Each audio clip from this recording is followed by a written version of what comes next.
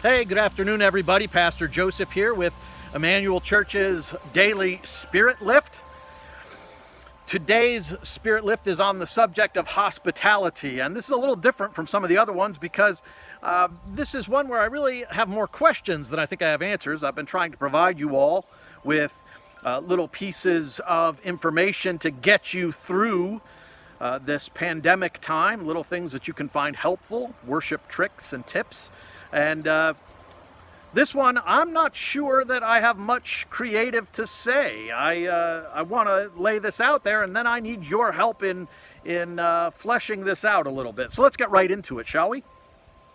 This is about hospitality, and Jesus says in chapter 14 of Luke's Gospel, when you give a banquet, a luncheon or dinner, do not invite your friends, your brothers or sisters, your relatives, or your rich neighbors. If you do, they may invite you back, and so you will be repaid. But when you give a banquet, invite the poor, the crippled, the lame, the blind, and you will be blessed. Although they cannot repay you, you will be repaid at the resurrection of the righteous. This whole passage and the word Christian hospitality, the two words Christian hospitality, has made me think of how we don't really understand hospitality very well, or at least I don't. This is rather difficult for me to admit this because we think we know what it means, but there's something tricky going on here, and I don't know if you noticed it. We use the word hospitality to sort of substitute for welcoming in our modern day, to say, you know, we're nice people. We even have a term, the hospitality industry, where we talk about hotels and restaurants, and that's how we are to be hospitable to one another. But Christian hospitality, as pointed out in the passage I just read, Jesus says that Christian hospitality is much deeper and more complex than that. That Christian hospitality, when you meet someone, because they are a child of God, you are to open yourself up to loving them as you would love yourself. And I think lots of times we think hospitality is one of those easy things. It's a no-brainer. We don't have to talk about it. When you have guests over, you make sure you put out the new sheets and the guest towels and that sort of thing. But as anybody who's ever had guests for a long period of time, hospitality is difficult. Hospitality takes a lot of work and a lot of advanced preparation. If you're going to wing it, you're probably not going to do real well. I think that's why people get stressed out around the holidays when they have family coming to visit. And biblical hospitality is even deeper than that because, as you just heard in that lesson, you're supposed to, the motivation is not to be repaid. This year, Christmas is at my house. Next year, we'll have it at my sister's house. No, the motivation for hospitality is to love the blind, the lame, the sick. And we don't do a very good job of that, I don't think. We all think we know what hospitality means. Yeah, you treat people nice. But what does that really mean when they're difficult to treat nice? What does that mean when it's your enemy? How do we offer hospitality outside of the bounds of I'm only being nice to you and smiling because I'm paid to do so, as in the hospitality industry? This is a tough one, my friends. I've heard stories of churches that every church I know wants to be a hospitable place, wants to be a welcoming place. But I've heard stories of churches who will, if you've ever gone church shopping, will tell you you've sat in the wrong space, that you can't sit there. That's my seat. That's my pew. I've heard stories of all sorts of difficult issues of hospitality that are usually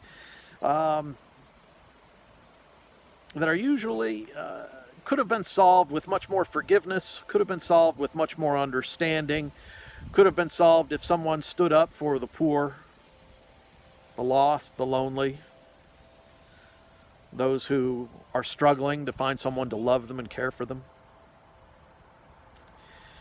Certainly, we're not doing a very good job of hospitality in our national life right now. Here in Pennsylvania, where I am, we're having a minor scandal at the State House in Harrisburg, where one party had several members who tested positive, or one member, I think, who tested positive for COVID-19, and the other party was not notified. And the person went into quarantine, and several of the people they had in contact from the same party went into quarantine, but the other party was never notified. That may be sensible in some sort of political gotcha game, but it's an offense against Christian hospitality. So why are we so bad at this, friends? Christians, why are we so bad at this? Why do we have a hard time loving someone who's different from us? The most difficult issues of hospitality in my ministry have been when you try and reach across lines of dissimilarity.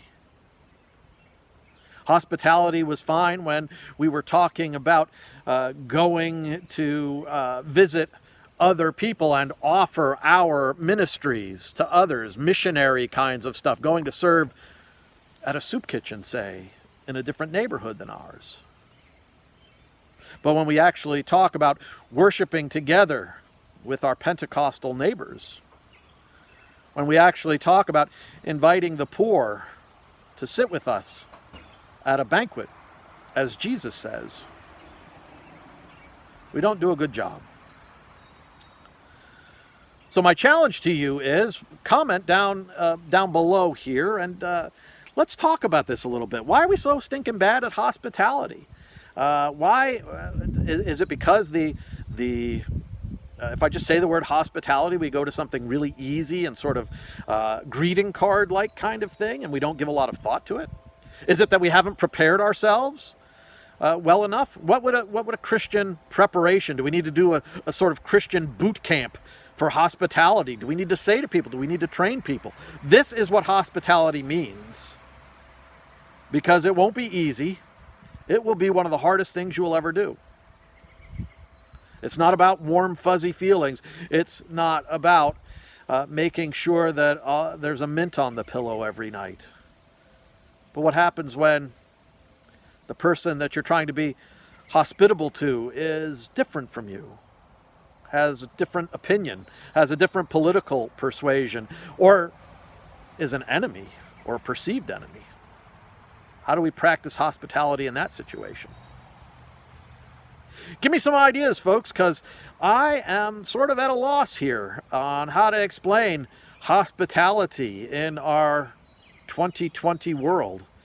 Everywhere I look, it seems like hospitality is a lost art, a dying art, that it's all about what Jesus says it shouldn't be about getting repaid, about inviting those who are close to you, about supping with those who are of the same political party or the same family, the same connection. It's not about greeting the other as a neighbor. And I'm not sure what to do about that. I'm not sure how to wrestle with that. I think if I polled a bunch of people from the congregation and said, do we practice hospitality, biblical hospitality? I think people would be surprised that you even asked the question. People would say, of course. But then, how come we're so bad at it, folks? How come we don't know how to do it? All right. Looking forward to your reflections, looking forward to your help here. I need you to help me. And I would love to hear your articles that you've read about hospitality. I'd love to hear your thoughts on what it means to practice welcome and hospitality in a world which is not congenial to hospitality. I'd love to hear your thoughts. I'd love to work with you on this. I'd love to prepare us for better practices of hospitality. All right, looking forward to hearing what you think. And I'll talk to you soon. Blessings to you. I'm keeping you all in my prayers. We miss you all. And just know that we are here for you. The ministry of Emmanuel Church goes on. And the staff and the leadership send you our warmest greetings. If we can be with you in these moments in our ministry, we look forward to doing so. All right, blessings to you. Talk to you soon. Bye.